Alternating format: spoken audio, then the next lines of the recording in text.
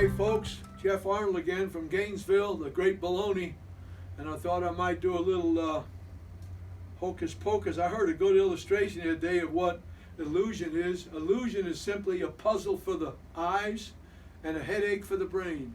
That's what it is. Well, I've seen these all the years I've been doing this hocus pocus. The magician comes in, he grabs a rope, takes it down around the middle, and he cuts it.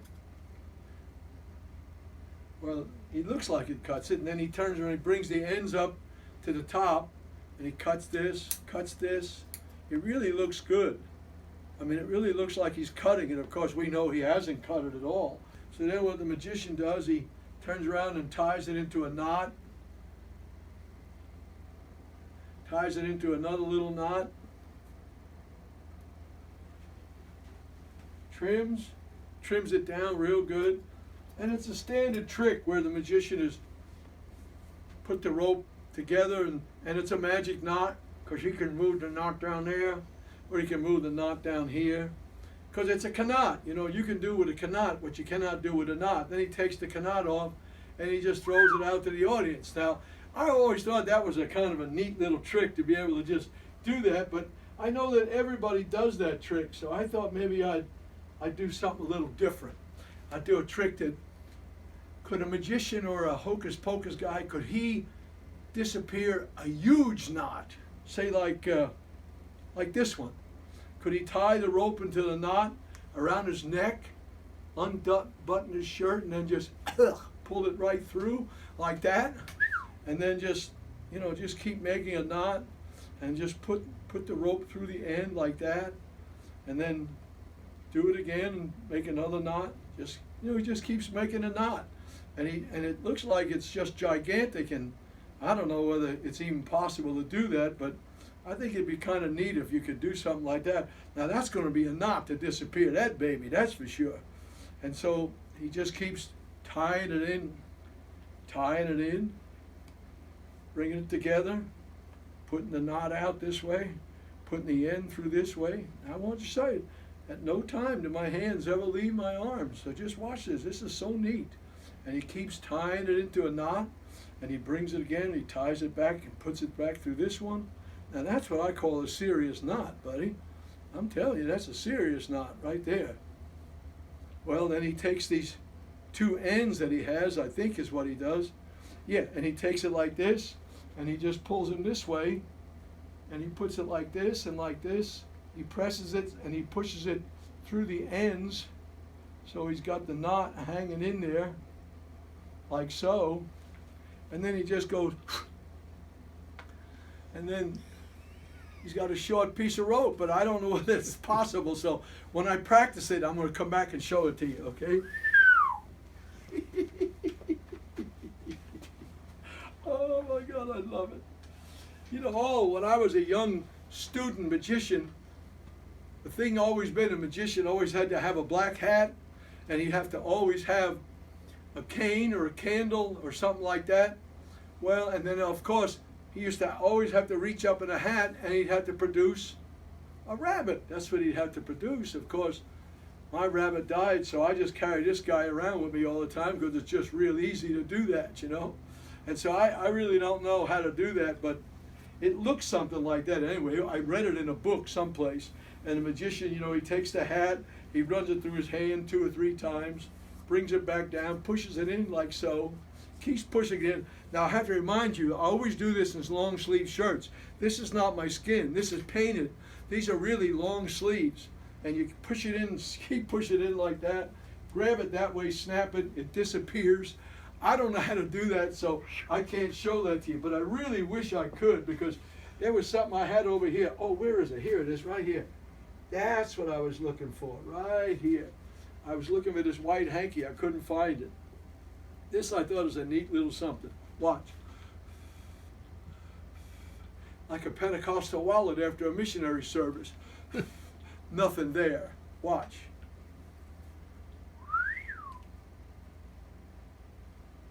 And then you just start pulling out all these different colors. I mean, just unbelievable.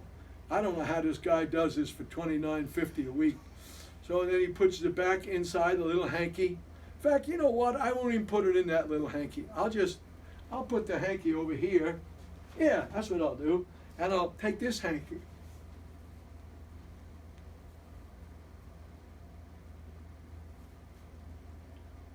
And just put it in there. There you go, like that. And just keep putting it in there. Now watch real careful, because the closer you look, the better it is for me. Because the closer you look, the less you really see. Watch. Takes the little end, sticks his thumb, boom. Puts over here, reaches down, picks up the other hanky that's over here.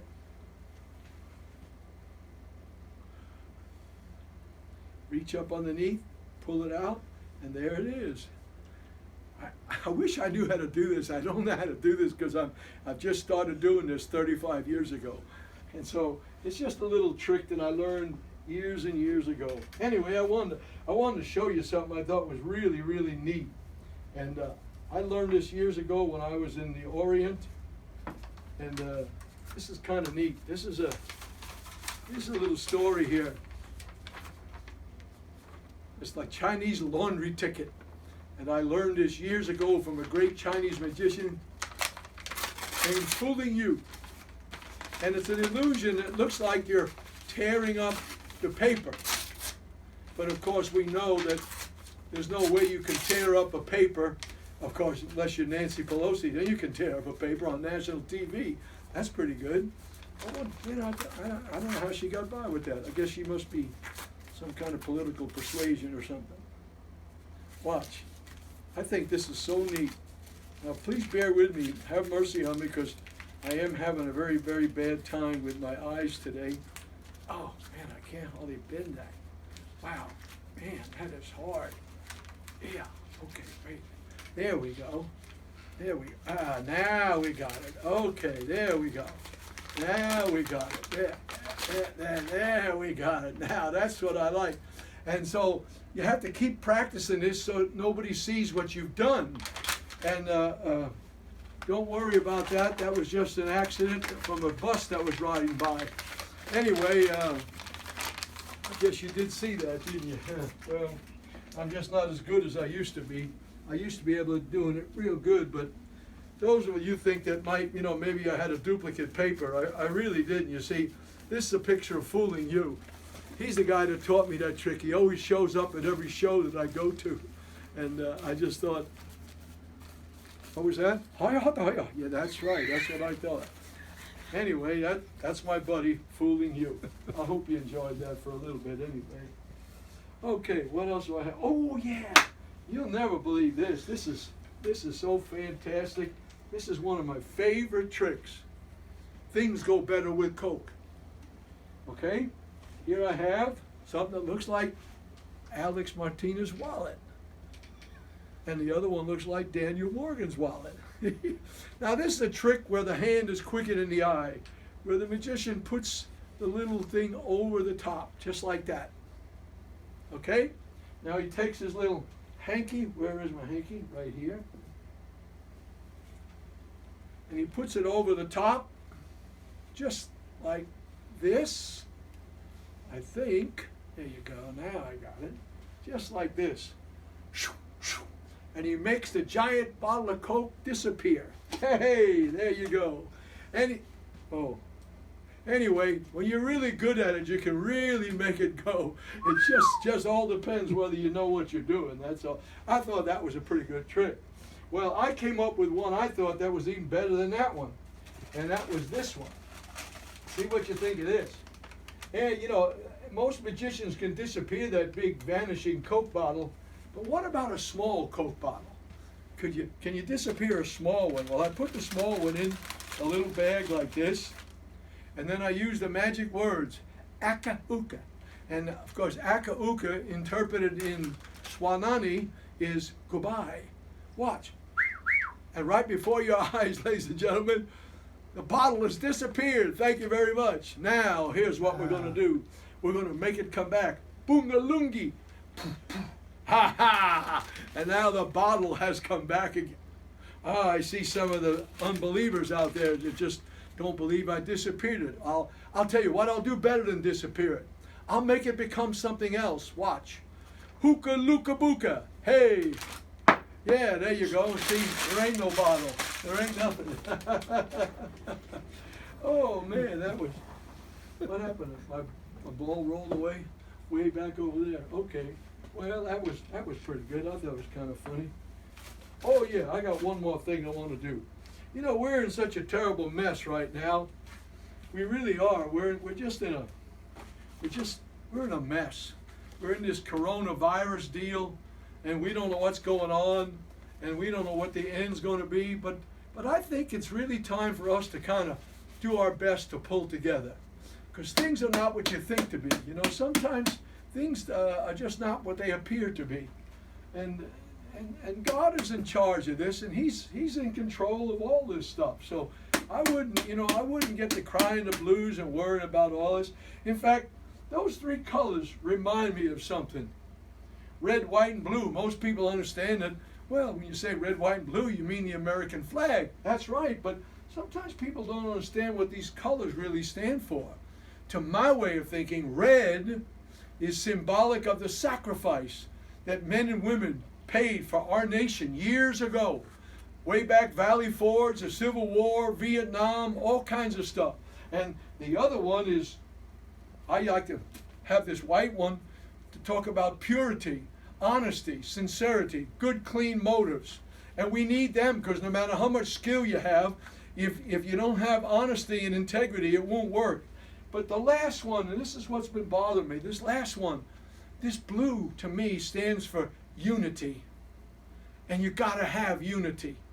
And so if you have skill and you have sacrifice and even you have good motives, but you don't have unity, you're not going to end up with what you hope you end up with. Because what will happen is when you do that, you'll produce something, but it's really an incomplete flag. See, you've got the sacrifice and you've got the good motives, but you're missing unity. And if there ever was a time in America, in the world, especially our nation, that we need to pull together, because we're one family and we're trying to overtake and overcome all this crazy junk that's going on. So if we would just admit our mistakes and say, you know what, I want to be a team player and I'm going to pull together. Well, if you do, watch what will happen. After a while, you'll end up seeing the flag of what I think is the greatest nation in all the world. God bless America. Amen. And when you do that, and all the rest of it, it's just gone, baby. It's just gone. That's what it is. There's no extra pieces laying around anywhere. So you just really can't figure out what's going on. Well, I know my message has been short and sweet, but come on, let's pull together. Let's stand with our pastors. Let's stand with our national leaders.